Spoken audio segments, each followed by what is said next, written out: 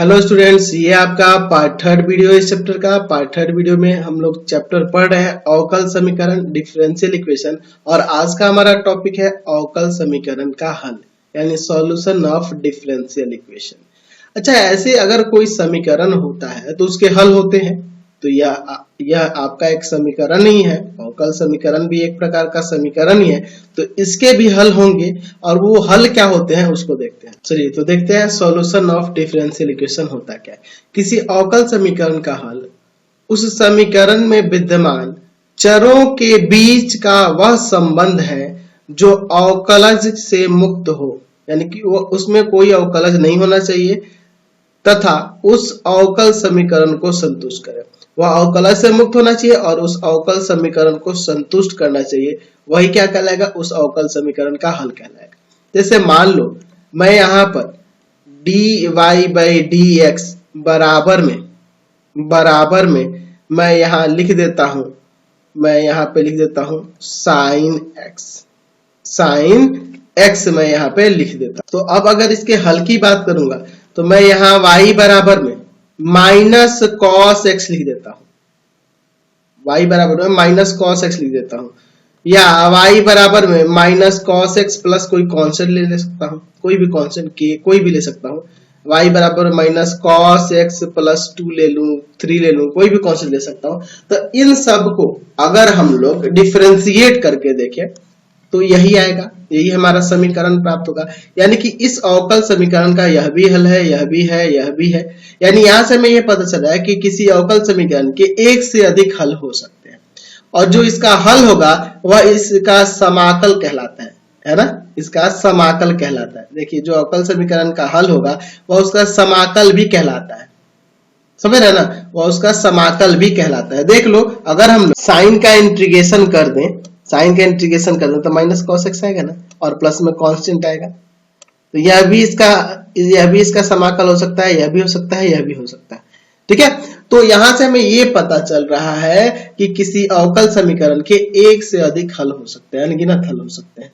ठीक है, तो हमें यहाँ पे डेफिनेशन से क्लियर हो गया कि किसी अवकल समीकरण का हल उस समीकरण में विद्यमान चरों के बीच का वह संबंध है।